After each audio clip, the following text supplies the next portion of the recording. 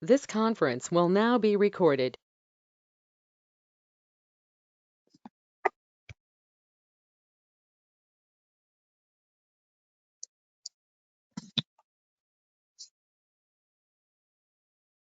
Let me share my screen.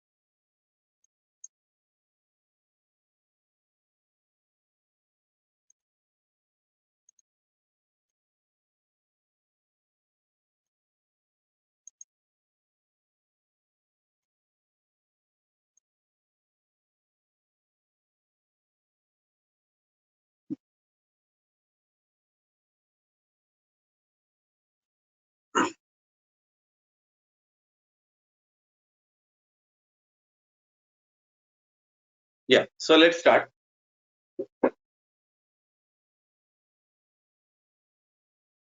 So, welcome everyone to this course. Basically, this course is more sort of, let's say you want to start the journey of, I will say start the journey specifically because it's not what we will see, like how to become an SRE, because SRE is a very vast area. It's not only chaos engineering, but yes, chaos engineering is the first step towards the role of an SRE.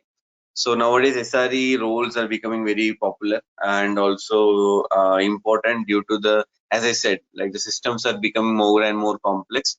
So SRE role was first introduced in Google, and nowadays many organizations are trying to adopt that role in their projects and all. So because this reliability, what we call, right, is becoming a very important, we can say, a parameter for many organizations, because of the systems becoming complex and how much cost they have to spend on the system reliability, right? So this SRE roles are becoming very, like initially the reliability was not that a big deal. I meant, from the ordinary traditional testings, the reliability of the systems used to inherently be maintained. But nowadays, due to the complexity, that's not happening. Okay, there are outages happening, downtimes are there due to different code interactions, different system layer interactions, different technology interactions which are happening between the microservices, between the cloud, between the scaling. So a lot of complexities have come, especially due to cloud, right? The cloud infrastructure is also changing frequently. The competition in the market is so high that even the cloud providers are giving us new technologies very frequently, which we also want to adopt, right?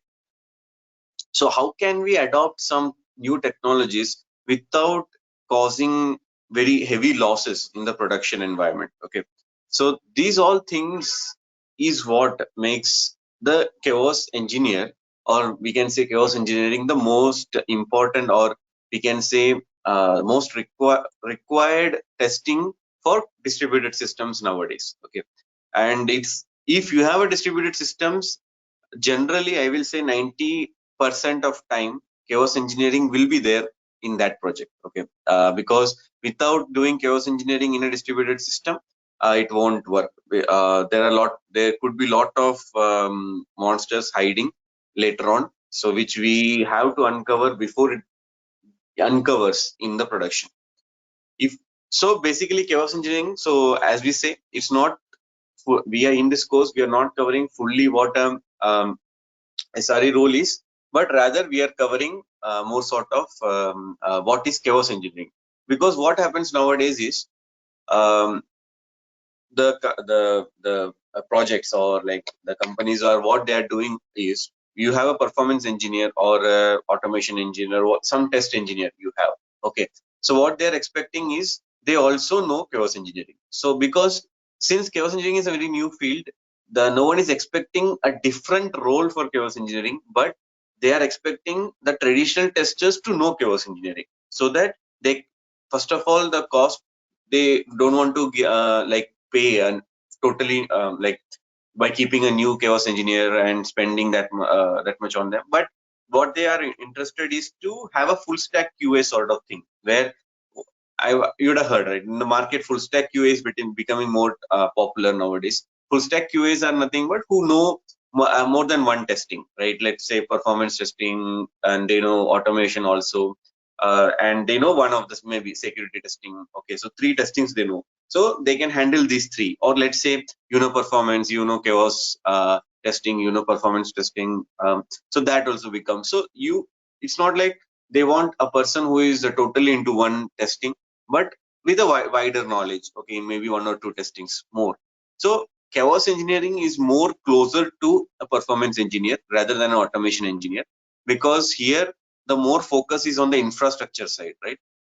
Even the performance engineers are also very much focused onto the infrastructure, like the not the functional side. So chaos engineering is also very close to the non-functional testing. Okay, we can't say it's purely non-functional testing, because sometimes functional chaos also can be done, but we can say some 80% of the time it's like a functional testing. Okay, so non-functional, sorry. So that's why it is very close to a performance engineering field. That's why nowadays you will see a lot of performance engineers are pushed to learn the tools like Gremlin, Chaos Toolkit, because these are like chaos engineering tools, and they are expecting them to at least in a preliminary, or like let's say in a fundamental way, do a chaos testing and implement it. So there are different ways which they are expecting the implementation also. Like let's say once you start the testings and all, they're expecting for an automated test also, like how to implement that in a CI/CD pipeline, and running those chaos engineering tests on automated without a manual intervention. So those also are being expected nowadays. And if you see the tools which are being applied in the market, very popular are Gremlin, which is a paid tool. Though it's a paid tool, it's very we can say very reliable tool, because this chaos engineering is a very new field, right? So the tool being applied, if you choose some tool, and we don't know then how the security of the tool and also the reliability of the tool, because you are doing a reliability testing, so you need to know the tool to be reliable, right? So we are not that sure about the other open source tools which we have, like how reliable they are. But Gremlin is a paid tool, which is the only paid tool in the market for chaos engineering, and that's why it is very popular also, because they're providing a great support and great tool for doing chaos engineering. Then if you speak about the open source tools which are in the market, there are many, okay, to call out: Chaos Toolkit, Powerful Seal, then there is AWS FIS. Like a lot of tools are coming in market because of this advent of chaos engineering, and that boom, like the people are requiring, okay, chaos engineering in their projects. So if you speak about open source, in the open source category, we can say the most popular one is Chaos Toolkit, because of its wide applicability. Okay, but there are limitations again with respect to the paid tool. But yes, if someone is very much focused on the cost and not the efforts, then they can always go with the open source tool also. And also if they have a lot of time to evaluate the tool, and also to study about it, and doing a security testing of that tool before applying it, and all those stuff. So that extra efforts will require some like that has to be taken care when you go for open source. So in this course, two tools we will be seeing. We have chosen Gremlin, which is a paid tool, and we have chosen Chaos Toolkit. So we will be seeing these two tools in our course as a tools perspective, like how you test the chaos engineering, right? Chaos engineering theory wise, it's fine. So how do you test it, and what all criteria you need to follow? How you perform your test in different systems, right? There are different systems, like in Kubernetes, how you perform a test, it changes. In chaos engineering, with respect to the system, the way you test it, and way you let's say implement chaos tool is different. Like how you install your tool like Gremlin and Chaos Toolkit on Kubernetes, on Dockers, on containers. So we'll be seeing all these examples in this course. right? And yeah, and that way we will progress in this. So basically, tool, if you speak about, it's Gremlin and Chaos Toolkit. So let me open the course curriculum so I can quickly go through that so that we can get a little more clarity on what all we'll be covering and what might be out of scope.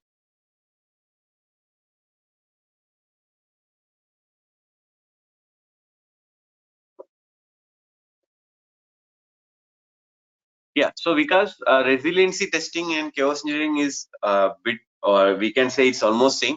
Only thing is chaos engineering is little more we can say matured than resiliency. Resiliency was introduced very primitive, like we can say during the initial phases of distributed environments. But nowadays it's very matured, and the name given is chaos engineering, we can say. So chaos, it's not part of performance, correct? It's a separate area of testing. Correct, correct. It's a separate area of testing. It's one, we can call it one sort of a non-functional testing also. But only thing is it is done with performance engineering nowadays. Okay. So if so generally I can give an example since you asked this question. So if you are a performance engineer, when you run a test, like let's say you want to introduce a latency into a system, which you can't do very easily using some tool, but you can do it very easily using the chaos tools like Gremlin or Chaos Toolkit. Like you will run a test with the load, and in the same Jmeter script or LoadRunner script itself, you can add one another small snippet of code which will inject the latency or chaos what you want with the same test, like the same script which you are running. So chaos and performance can go hand in hand. We'll see that example also in further lectures as we go. Yeah. Okay. So chaos engineering, if you see the course syllabus, first we will have obviously we will have some introduction to understand, like to get the feel of what is chaos engineering, some principles and processes, right? This is very important because it's a very new field. So you will be the pioneers in that. You will have to apply that in your organization. So you should have a thorough knowledge onto the whatever content or knowledge is available in the market. So you should be aware about those things. So the principles and process of chaos engineering, its terminologies, some limitations, prerequisites, and all those stuff we'll be seeing in the introduction module. And we will be also seeing some practical, like some small chaos experiments, so that you get a feel of what really happens in the action, okay, not in the theory. So like injecting some CPU chaos and all, we will see like how we insert a chaos using a tool. And we will use maybe in those initial introductory sessions, we'll use Gremlin to introduce the chaos. Okay. Then we will go into the further lectures where we will be seeing again some more concepts on what is a game day, some case studies we will see some, and we will get introduced to tools, chaos toolkit, the installations and all, how to run some basic experiments. We'll see. Then we'll move on to monitoring and capturing metrics. So basically what we'll be seeing here is how the monitoring, what all we need to collect, what all metrics we are looking here, because it's a totally new testing field, right? So it's not that we look for the response time or we look for the what is the throughput if we are a performance engineer. So there the metrics are that, but what metrics do we look here? Okay, so what is SLOs, what is SLIs, what is SLAs, those things and all we will be seeing here, and its importance is how the metrics matters a lot, how to capture a baseline metrics, and how to find some bottlenecks we can say, or some issues, chaos from our experiment using these metrics. We will be speaking, we will be seeing that. Then we will be seeing Gremlin in detail. So we will get into the tool in detail, like how what is a Gremlin and how to install Gremlin onto Kubernetes, Dockers, containers. We'll be seeing that, and even the monolithic systems. Okay, the not only distributed, we'll see also how to test the monolithic systems. Then we'll be understanding different types of attacks in Gremlin, like auto attacks. So basically, attacks, whenever I say in chaos engineering, it means the type of testing which I do. Okay, like there are different types of tests which we do in chaos, like injecting latency, attacking the CPU, attacking the memory, attacking the network. Okay, so those are called attacks in chaos because we are it's more sort of we are disrupting the system. Okay, that's why it's called an attack. So whenever we do some test case or we are doing some testing, we say we are attacking. Okay, in chaos engineering, that word is used.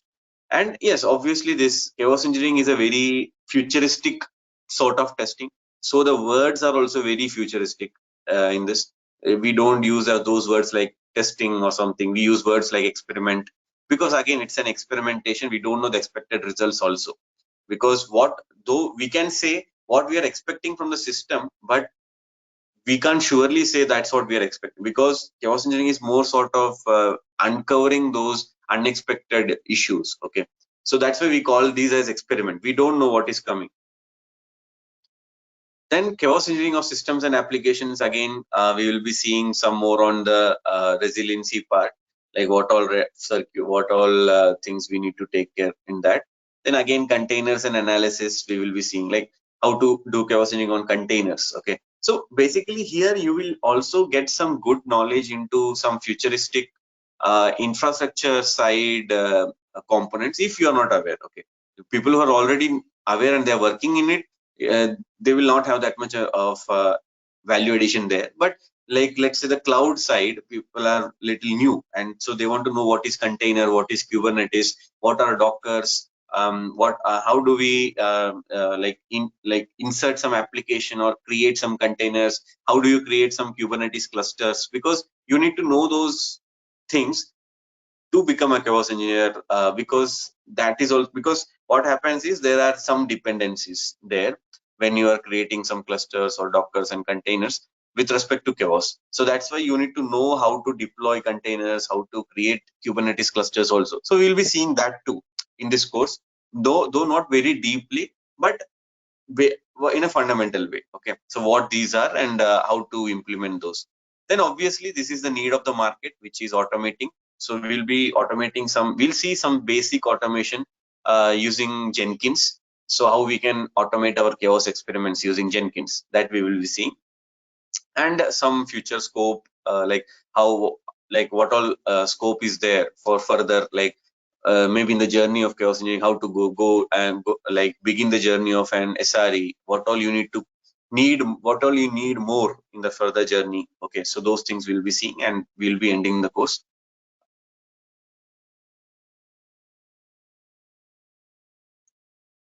Vishal, you had some question. I didn't get your question.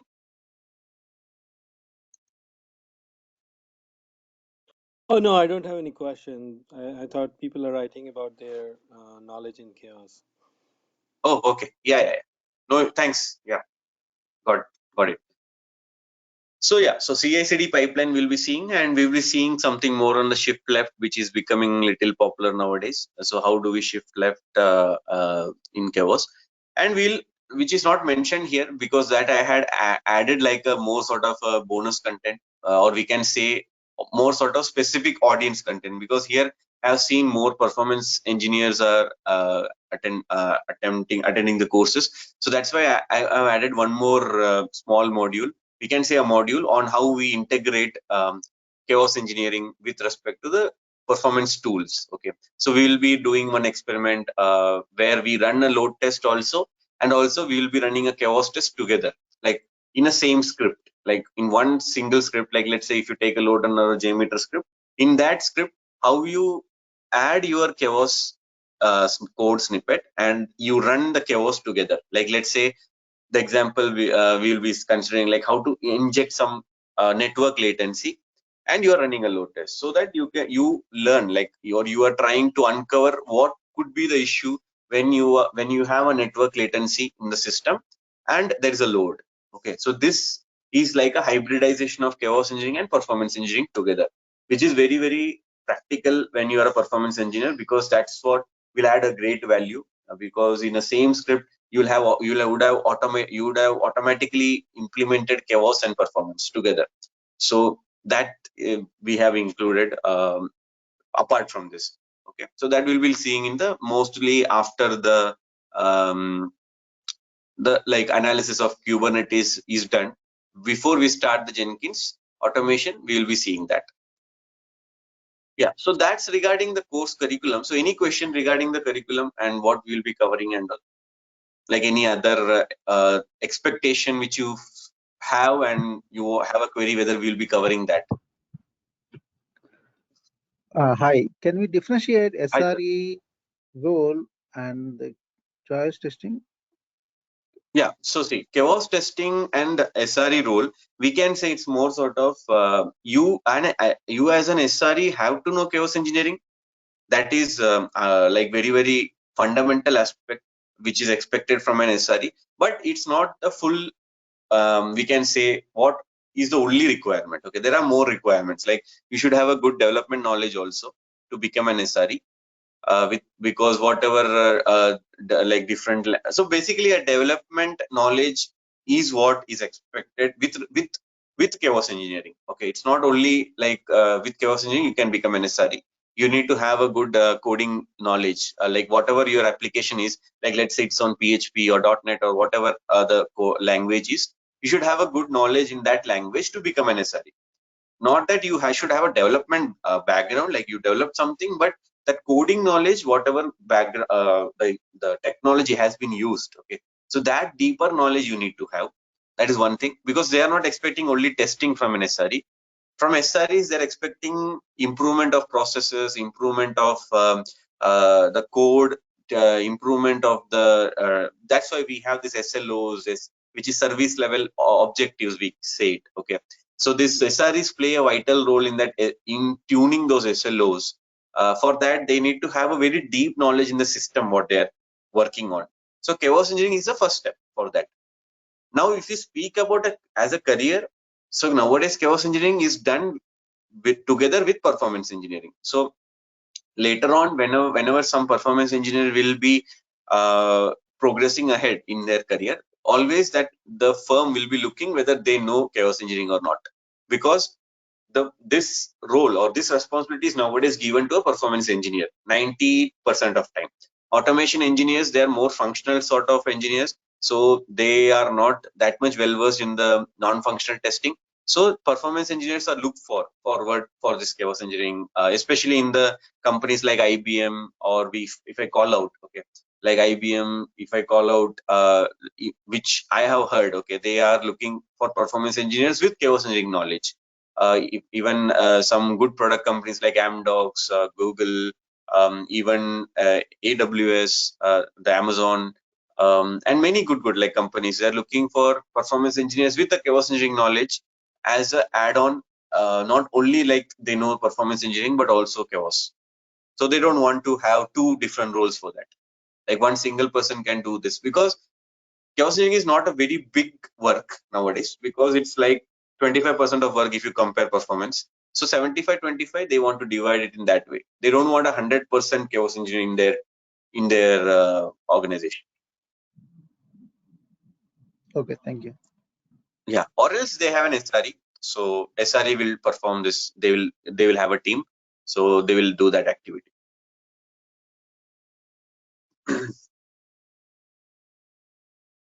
So any other question regarding, like, any doubts, like what is the scope, or what is this really? What is this chaos? Hi, this is Hi, Ram. Ram. I have a question like I'm a performance engineer, but I don't have any knowledge on the like cloud technologies like Okay. Kubernetes, all these things. But what is the prerequisite for this case? Should I know those parts concepts, or it's not must prerequisite? Yeah. So see, you have heard about cloud, right? Like at least you know what is cloud, right? Yeah, I know, but I'm Yeah, not yeah. I much meant familiar with the what I'm asking is, like, let's say nowadays it's not like you're totally okay. I don't know what is AWS, what is Azure. It's not like that, right? Like you heard. Yeah. Yeah, that's enough. See, basically whatever I will be covering, I will be also covering the fundamental behind that. Whatever components I will be touching, like let's say touch Kubernetes, I will also be covering little fundamentals on Kubernetes cluster, what is, because you need to know to do that experiment, you need to know the system also. That is very important, because in chaos engineering, without knowing the system, you can't do the testing. So that's why I will be explaining those things also. So prerequisite wise, what I'm expecting is in this course is a non-functional testing experience, because testing I will not be covering, like the testing terminologies, like what the life cycle and all those things I will not be covering. So testing idea should be there, like how generally the non-functional testing happens. Okay, so if you're a performance engineer, that's already there. Okay, then other prerequisite I'm not expecting much, because it's a very new field. So we are covering all the fundamentals what is required. So no worries. So you don't need to have a very deep cloud knowledge. Even cloud knowledge I will be giving, like whatever is required. You will learn a lot on the cloud in this. Especially I will be, if I say the cloud switch I will be using AWS and Azure. So you will get a good feel of those cloud tools also. Like both will be covering, but not very. I will not say very deep, because it's a 20-hour course. So obviously I'll not be covering a lot of things from the cloud, but what is required as a chaos engineer.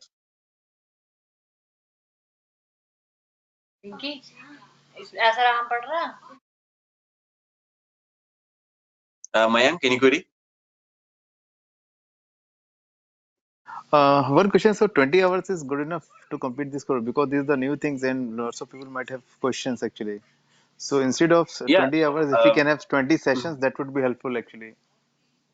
Yeah, basically 20 is our benchmark which we keep as per the policies and all, because maybe I don't know institute policies.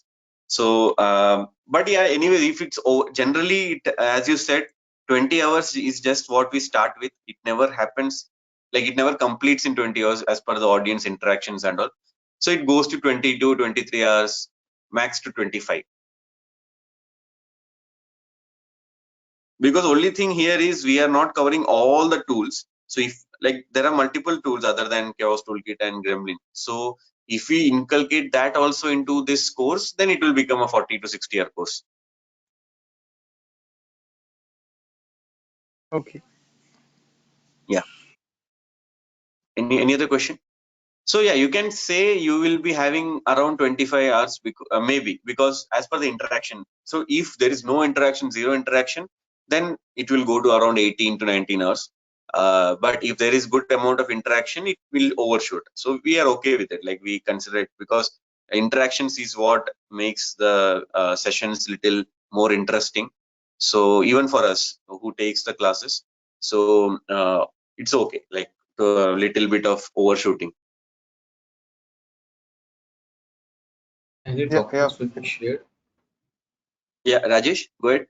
Yeah. Any material documents will be shared? Yes. Yeah, you will get a lot. Yeah, I can show you a few. I will be sharing this Google Drive link, which will have all the required documents and PPTs, and even you will have good books also inside this. And I keep on updating this drive. Okay, like you whatever new books or new materials are being published. Like I follow some communities, so we get automatically those materials and all that, those papers or some research publications and all. So I'll be putting those materials also here. Some might be confidential, so you can't share with someone else. That is expected, but you can always download it. But what is expected is you don't share with anyone.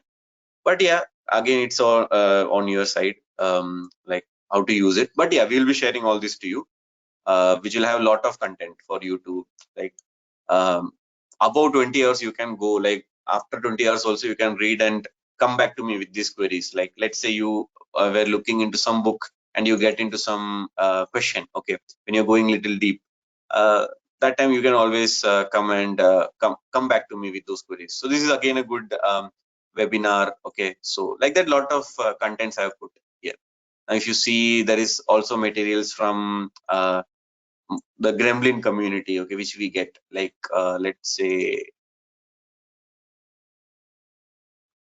there are a lot of some, like this guy is a very good Adrian Hornsby. His materials are really good. Like the in chaos engineering, we can say, okay, because we know, right, we are in this field, so we know people who perform these things. Even we have friends in Netflix and all, where because Netflix and those companies are the ones who started chaos engineering. Okay, so we know like what all is happening, what all is coming in near future.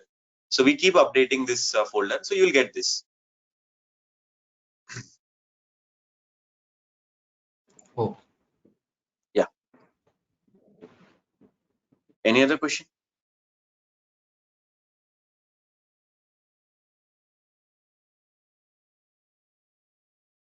Yeah, and one more last thing. So after we complete this, if anyone if anyone is like, some would have done it, but if someone has not done, we will be doing a certification also. Like Isha certification is different. You will get the certificate anyway by after completing the course. But this is the certification by Gremlin. Okay, so we'll be completing the Gremlin Chaos Engineering certification also, the foundation one. Once this course is completed, so we will like I will be what we can say, like I'll be in as a live session, we will complete that certification by discussing, and just we will get some time to evaluate our knowledge also, so what we learned. Okay, and you will get a chaos engineering certificate from Gremlin after completing that, which is useful in your resume and all, to showcase that you know chaos engineering. is there any other certification for chaos engineering, which is Yes, which is that's what which we will are be doing. good? Yeah, that's what we are doing, which is the Chaos Engineering Practitioner Certification by Gremlin. So that we will have, we will be doing it.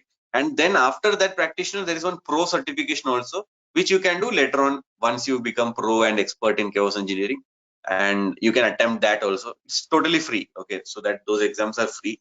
Only the thing is, only 3 attempts are there per person. So you need to clear that in 3 attempts. So we'll be doing it live, so you won't need 3 attempts and all, because I will also be there to help. But 99.9% time I have seen, once this course is completed, when we do the live certification, that time my help is very rarely required. People do attempt it very easily, the questions and answers. Uh, yeah, so that's what is observed, because it's very straightforward and we are covering everything what is required for those exams also, and what is there in the currently in chaos engineering. Okay, so that's regarding the total course and what all we'll be covering and all. So if no more questions, yeah, So, Mayank, sir, any question? when are you going Yeah. to start this? From Thursday, regular session? I think generally we have 2 demo sessions, I guess. But see, basically these demo sessions are also the part of the class. We don't like wait for like 2 sessions, then again start 2 sessions. No, we don't do that. So this is the first day, so we'll be continuing. Only thing is, after demo sessions, there will be a smaller group. So we'll be continuing like that. So only 2 classes or 3 classes, I guess everyone can attend. But those will be the part of the sessions only. It's not like different. Okay, sir. Yes, yes. So how many classes per week? I think it's 3. We'll be having 3, yes. So alternate basic, day classes. correct. Sorry, Rajesh, can you repeat? Yeah, so like I seen in the Hmm. course session that Yeah, it will be three days a week. correct. Yes. So it will So be Monday, basically, yeah. So basically, Monday, in Wednesday, Friday. IST, if I say it's Monday, Wednesday, and Friday, we'll have 1.5 hour sessions every day. So those days. And if you speak in CST times, it will be Sunday, Tuesdays, and Thursdays. So that's what it will be. So 1.5 hours per day. And the timing will be from 8 a.m. Yes, 8 a.m. IST, correct. So Always. it will And be also sometimes if required, very rare, mostly it will be in the last sessions. Okay, like maybe the ending week, maybe one Saturday, some 2 hours might be there, some class during the ending, because if there is some overshoot happening, like that from what like 22, 23 hours, if it becomes, then some Saturday we might take maybe 2 hours. That's all. That might be like later on if required. Okay, so you mentioned that it will be for 1.5 hours. So from 8 a.m. to 9 or 30 a.m.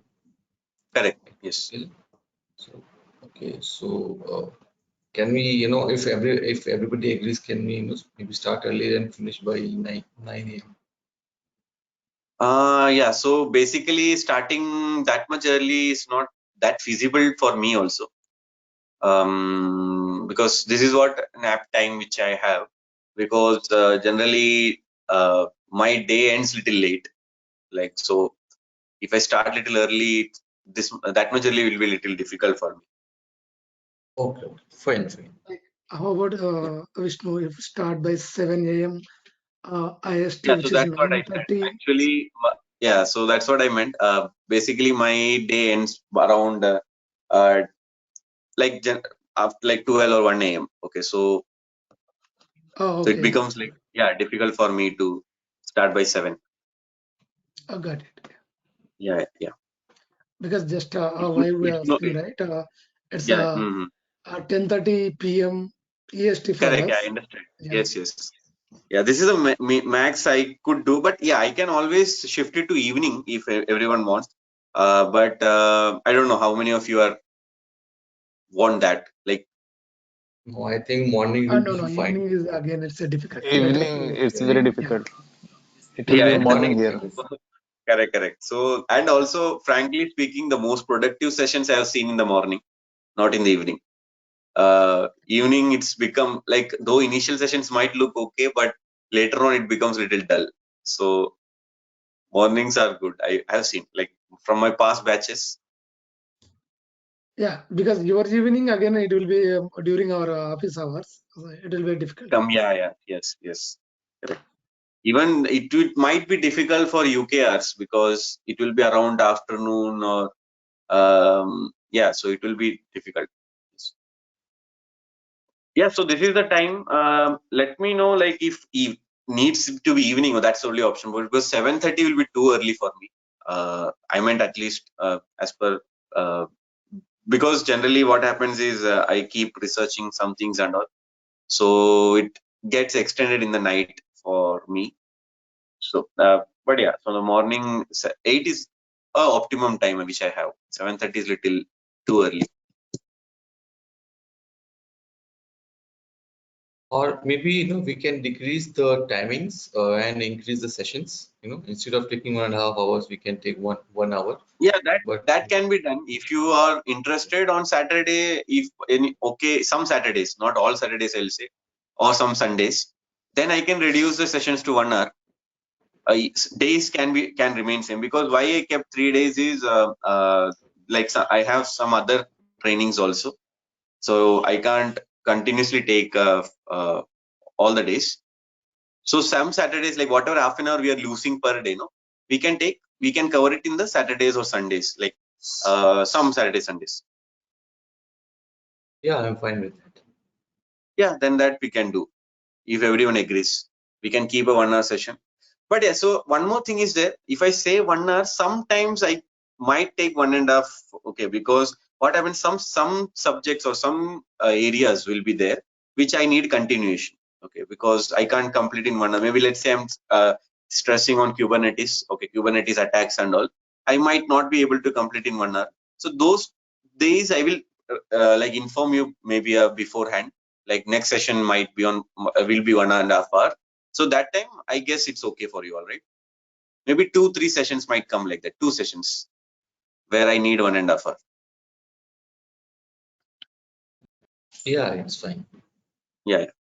Okay. So if everyone is okay, we can have, as discussed, 1 hour daily.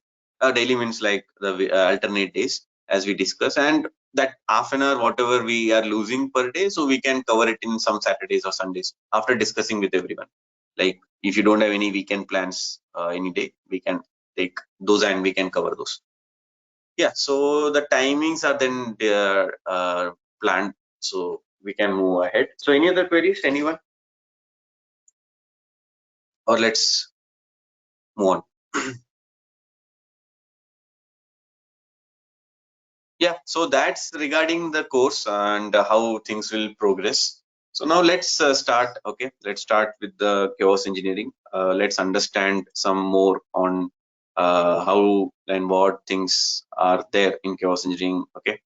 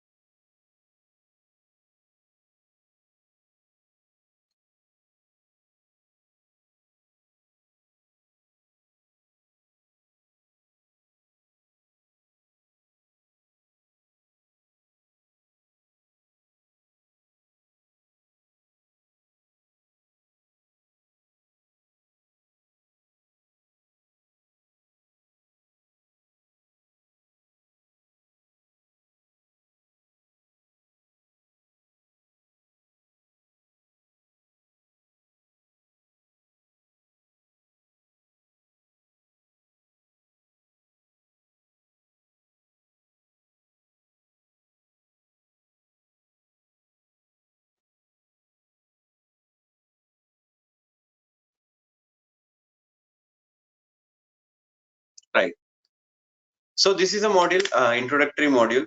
We will be looking, we'll be seeing chaos engineering, some principles of chaos engineering and the activities which are performed by chaos engineers. Then what is the process of chaos engineering, some prerequisites. Then we'll see some basic experiment in this module. That's what this module will be. Yeah, so let's understand now what the rise of chaos engineering. Okay, so generally, like what happened, like to the rise of chaos engineering, why this chaos engineering became so important in the field. First of all, it's a complex distributed system. So with the advent of distributed systems, like a lot of new concepts came, like the microservices came, so that because they wanted the systems to be developed independently. Okay, so microservices are nothing but the services which are performing or which are working independently from each other. So you can develop and deploy independent applications. Okay, independent, we can say services, which is basically microservices architecture, we call it. Okay, then the cloud came, lot of cloud like AWS, Azure, like different clouds in the market.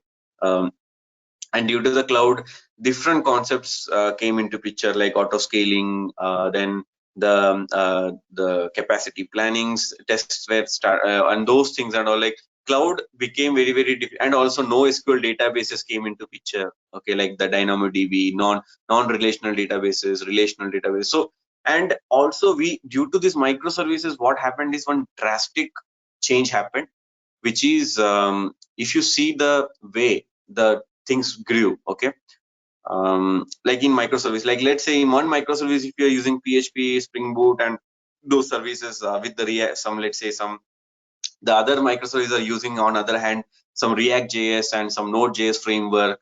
So the frameworks also, with respect to like same application, using different frameworks.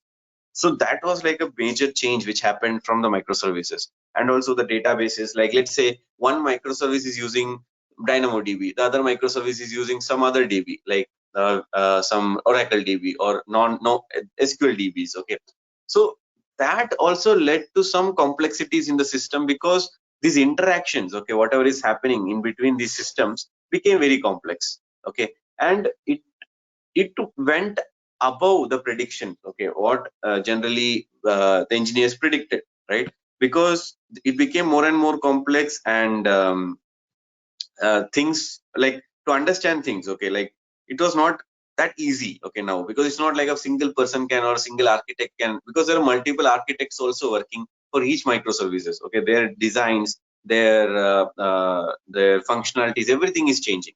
So it required some sort of testing, we can say it's more sort of like a vaccine. Okay, like you can and like just inject that virus and study, okay, what will happen if that virus attacks me, and I can be ready for that attack next time when that issue will happen. So if you see the major outages, okay, just in the years of 2017 or 2018, 2019, in those times, generally, like all major services like Facebook, WhatsApp, Amazon, Starbucks, Netflix, like there are many companies which went through outages. Now this question might come into my mind or anyone's mind. Okay, such big companies, if they are having outages, what about the smaller projects or smaller non-technology field companies or projects who are having this lot of dependency on the application which they have for their businesses and all? How will they handle these outages? Because such huge technology companies, if they are facing outages, then obviously no one can escape that. So to control these outages only, we have introduced, or people started introducing, chaos engineering. And if you call out, Netflix was the first company to start chaos engineering. Okay, if you see the outages, like just 1 hour of outage costed around more than $1 lakh.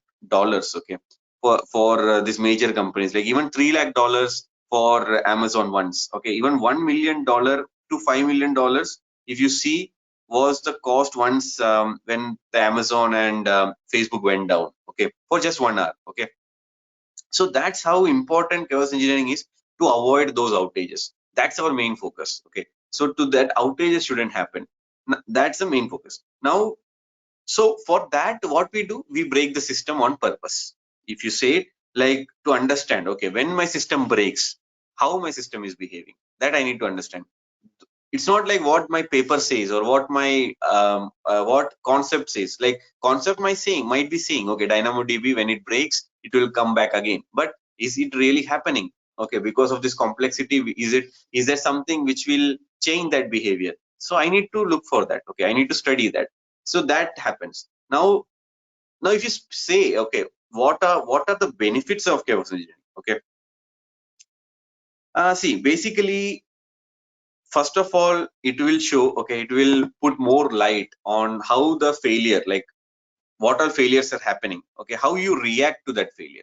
Okay, so this thing also chaos engineering will teach you, because you are doing something on purpose. Okay, you are injecting some failure on purpose. Now there will be something like, okay, when I did this, something happened. Okay, like my maybe some microservice, like some X microservice failed.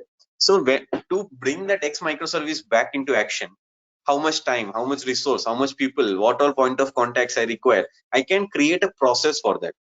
Though if I am not able to fix that issue, okay, like technically, I can fix that issue by process. Like if that issue happens, if, like, let's say without and with, okay, so if with chaos engineering, I can bring down that total process to maybe 15 minutes. Now, if that environment, if to fix that issue, it takes 1 hour, because to find the people who will fix it and all those. So that reduction of 45 minutes of time is also very important, because you're saving money on that.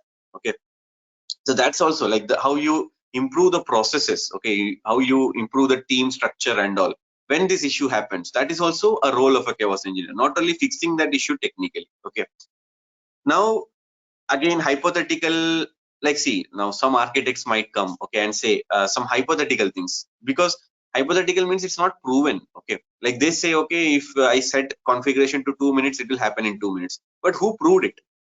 Right, until that doesn't happen, or until that issue doesn't happen, you can't say it is proven, right? In your application or in your system, promises are something, but how will you prove it? So for this also, chaos engineering helps to prove those facts, or those hypothetical defenses against failure which they give.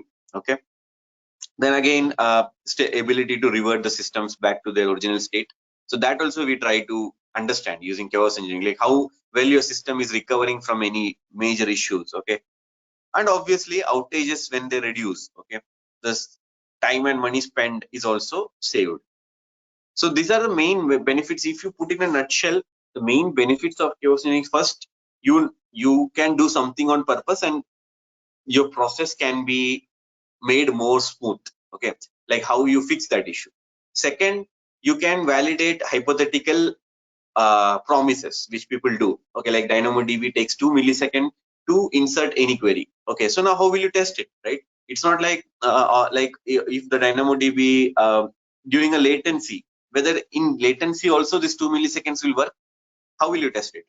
We have to. So that's what chaos engineering helps us to do, those false promises, or to validate those promises, like what the architect or the cloud provider will give us. Okay, second, how well your system will recover from any issues or failures. Okay, that we can test. Even you can save money on outages and time. Okay, whenever outage is happening, you can save money on that.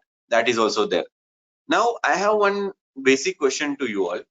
Okay, if do you have any query till now?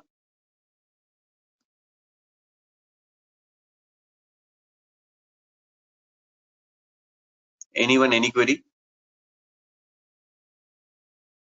Okay, so my question to you all is, so I said like I am always saying, so what's the difference you understood from failover testing and a chaos testing? I will not say testing because there is no testing in chaos engineering, but yes, just to compare failover testing and chaos engineering, how is it different from all this what I said? Any guess? Like what you understood? You should have heard of failover testing, right? There is sometimes sort of testing called failover. So this question might come in the interviews Maybe also. Like, failover. can you Yeah, differentiate failover would failover? be how the request have been handled by a different server if one server went down Yeah, unexpectedly. yeah. But case maybe similar approach, but making a failure, making one node or something. Since I'm not aware on the case, but that is what Correct. failover. I don't know about Yeah. Okay, case. so you're very close. You're very close to the answer. So basically, if someone asks you this question, okay, how the failover testing and how chaos test engineering is different, we already have failovers, and why I need to do chaos engineering? So that time you need to say to them clearly, failover testing is more on the how your system withstands any failure. Okay, like if some failure is happening, how your system is withstanding that failure. But chaos engineering is more sort of how your system recovers from a failure. It's not that we say your system will not fail in chaos engineering. System will fail, can fail, but how well your system will recover and how fast. That's what is chaos engineering is all about. The recovery of the system and your user experience, like how your customer experiences that failure. Like when that failure is happening, what comes in front of your customer? Like, is it the 503 error which comes in front of your customer, or a very good redirect? Like the page redirects to some, like let's say some failure is happening, okay, and to fix it, it might take maybe 10 to 15 minutes. So that 10 to 15 minutes I should not lose the customer. So what I should do during those outages, I should redirect my page to some good offers page, or maybe some places where my customer can spend more time in that application, some games or something where they play the game, they get some offer. So I keep the customer in the application itself, so they don't lose the business in those time, that 15 minutes, and I get time to fix the issue also. So this is all is about chaos engineering. Okay, so how well you are handling the user, how well the system is recovering from the failure, and how fast. So Vishnu, when you refer recovery, Sorry, I got two sorry, questions. Yeah, sorry, please proceed. Other person, you can proceed. yeah, Rajesh, go ahead. Yeah. So chaos engineering, it is only for the infrastructure, for testing.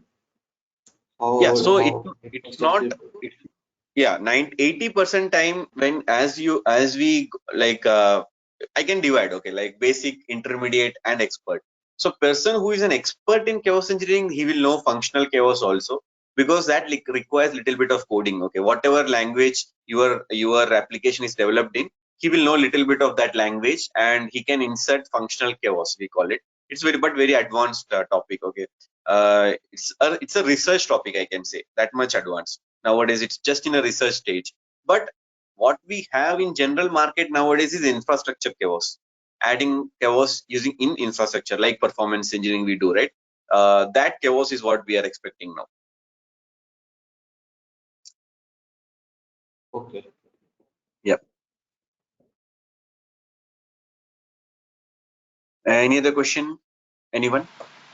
So one question regarding the Yeah, man. failover, Hmm. because when we test the operability, failover testing, Hmm. okay, Yeah, so system it will we do intentionally. We shut down one nodes, okay, we put some steps, and after that we intentionally close one of the systems so that if we are on the cloud, it will go to different regions, correct? correct. But the Hmm. application will still be available. And Yeah, but in chaos engineering, how it will happen actually? Because the so application is still uh, available, correct, mhm. on the different nodes. So It won't be, right? It's an outage, so the application won't be available, Not even the right? disaster Because recovery. so what is an outage? Yeah. So how does the outages happen then? Right. This question will come, right? Because people might say there are cloud, there is total, there is my systems on different nodes, different zones, but outages happen, right? So how do we handle that, right? That's what is chaos engineering all about. Like it's not like outages won't happen. We don't say that. We are not testing our system to make our system outage free. What we are saying is how we handle it, how we can fix it. If we can fix it, it's more than good. Okay, but if we can't fix some issue, okay, like it's not about, if we are not able to find why this issue is coming when we test it, okay, there are some issues sometimes like that, okay, which could be due to the interaction layer, integration layer, the real services, okay, because when we test there are no real services, but when in the real production environment we have real services. So those interactions, those layers. So what in those situations we do is we fix the process. Like when this microservice fails, so these are the people who need to who get the automated triggers, who get the automated alerts, okay, who get into action and fix that issue. So with the issue which it took 1 hour to fix will be fixed in 10 minutes. So how will So, those testing? Okay. so it's sort of process that we We define. can we can't say process very directly, because generally nowadays whatever you will test you can fix technically also. Okay, it's not like I am not saying you can't fix technically everything, but there will be like out of 100%, 10% of issues which you can't fix technically. Okay, so that has to be fixed through process. So, Vishnu, when Yeah. you say Mhm. recovery, Mhm. Yeah. just Mayank stated, right? Usually, Mhm. failover or disaster recovery, will test it when the tool team or someone from cloud they will Mhm. Yeah. Mhm. collaboratively working, like they will shut down the system, one region, whether we are floating the request to other region, just we are ensure whether system is Mhm. working or not. But in case you are saying like we are not only ensuring, we are also working on the recovery. We only as a performance tester or a case tester has to do that job also, like No, ensuring that system yeah, working. I get your point. Yeah. So process improvements is like more sort of a role of the, like generally when you do performance engineering, chaos engineering together, what they're expecting from you is the report, okay, or the monitoring aspect of chaos engineering. Now the process fixing and all they will do, okay, the SREs or whoever the architects or the managers, the technical managers or the test architects, whoever are there in your organization, they will fix. Now, but when you become a chaos engineer lead, okay, like there is a specific team for chaos engineering and you are into that, that time you will also have to give process recommendations, okay, like how you improve the process and all. But initially that expectation is not there. Okay, what people expect is the inputs, your reports, your findings, okay, those things. Like how to fix the process, that initially won't come into your bucket, okay, that responsibility, it will be of the higher management. Oh, so again, I have to provide a report with my findings to a cloud team or someone. Correct. Not cloud team. We generally what happens is chaos engineering. Whenever you do, it is the architects which you are very close with. Okay, rather than the so you need to have good like I meant you frequently have connect like calls with architects and all, because they are more interested in chaos engineering rather than developers, because you are uncovering the issue in the logical architecture or the physical architecture. Okay, so that's why the architects are the one which you will be interacting with.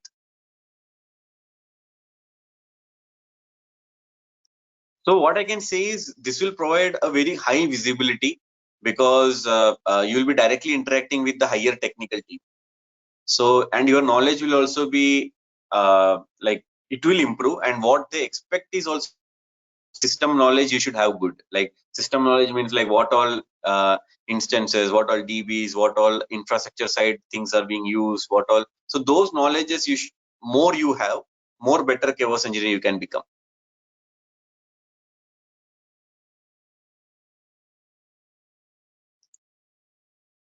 Okay, so any other question? If no more question, we can stop for today. It's almost an hour now.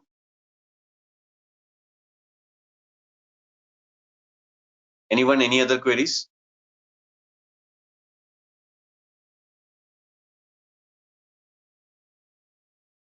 Okay, so let's stop it here. So next session will be on Friday IST and Thursday CST. Same time, but we'll have 1 hour as we discussed, not 1.5 hours. And also, as we discussed, some Saturday, Sunday, we can cover up those half an hours as per required. Okay. And yeah, so meet you all on Friday, if no more queries. So the materials will be shared once we will register. Sorry, I got again 2 questions. So the materials will be shared once we have registered to the class. Correct. Yeah, because that is my like I am happy to share it with everyone because it's anyways it's the knowledge. But yeah, it's the policy. Yeah. Oh, fine. Thank you. Okay. So yeah, meet you all on Friday, and yeah, and have a good day. And let me know if you get any queries further also. Non-session hours, I am always available on WhatsApp. Maybe a small delay might be there in replying, but I will surely clear your queries in the whenever I get time. Yeah. Thank you all. Thank you. Meet you all on Friday. Thank you.